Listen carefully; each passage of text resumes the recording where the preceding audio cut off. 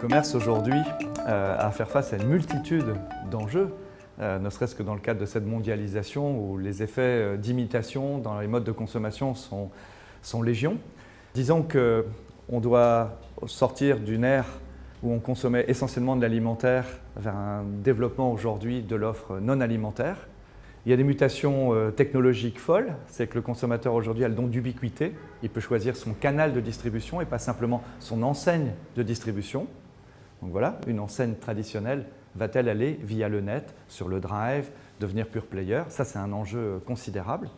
Et puis enfin, on est dans une période conjoncturellement très difficile et on doit repenser la finalité du commerce à un moment où le pouvoir d'achat est très faible. La crise financière impacte désormais l'économie réelle et ça rend pas très visible la manière dont nous allons investir pour être à l'aune de toutes ces mutations. Donc grosse période d'incertitude et comme toujours, ce sont les pionniers, les originaux qui sortiront du lot.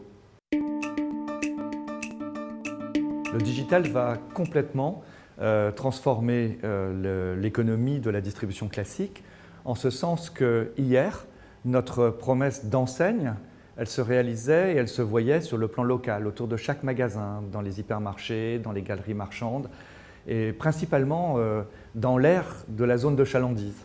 Alors qu'aujourd'hui, toute l'information circule à un même niveau, en tout cas au niveau de la langue, au niveau national, et donc l'enjeu est considérable.